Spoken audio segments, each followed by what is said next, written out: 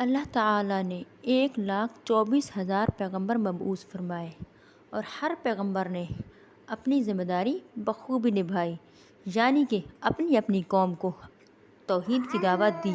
اور حضرت زکریا علیہ السلام دیگر انبیاء کی طرح اللہ تعالیٰ کے برگزیدہ پیغمبر اور بندے تھے۔ آپ علیہ السلام کو بڑھاپے میں اللہ تعالیٰ نے اولاد عطا کی، یعنی کہ بیٹا عطا کیا۔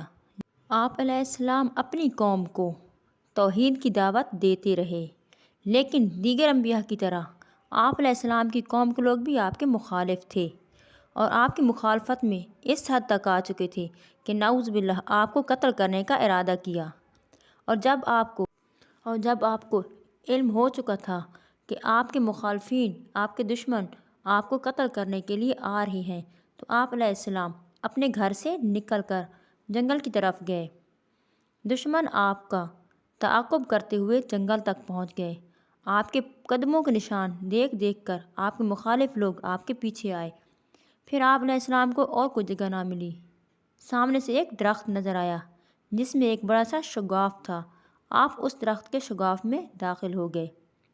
جب دشمن پیچھے آئے، ان کو آگے قدموں کے نشان نہ ملے تو وہ سمجھ گئے کہ آپ علیہ السلام یعنی کہ حضرت زکریا علیہ السلام اسی درخت کے شگاف میں داخل ہوئے ہوں گے، لہٰذا انہوں نے درخت کو کاٹنا شروع کر دیا۔ درخت کاٹتے ہوئے جب آرا حضرت زکریا علیہ السلام کی پسلیوں تک پہنچا تو آپ علیہ السلام تکلیف سے کراہنے لگے۔ تب اللہ تعالیٰ نے آپ علیہ السلام پر وحی نازل کی کہ اگر آپ نے صبر سے کام لیا تو میں دشمنوں پر عذاب نازل کروں گا۔ چنانچہ آپ علیہ السلام نے صبر کرتے ہوئے جام شہادت نوش فرمایا اور اف تک نہ کیا۔ پھر اللہ تعالیٰ نے آپ کے دشمنوں پر، آپ کے مخالفین پر اپنا عذاب نازل کیا۔ حضرت زکریا علیہ السلام کو اللہ تعالیٰ نے بڑھاپے میں اولاد عطا کی۔ ان کے بیٹے کا نام حضرت یحییٰ علیہ السلام ہے، جو کہ ان کے بعد نبی بنے۔ حضرت زکریا علیہ السلام حلال روزی کمانے کے لیے بڑھائی کا کام کیا کرتے تھے اور اس طرح سے اپنا گزر بسر کرتے تھے۔ آپ علیہ السلام نے اپنی تمام تر زندگی انتہائی سادگی سے گزاری اور اللہ کی رضا کے حصول کو ہی اپنی زندگی کا مقصد بنایا۔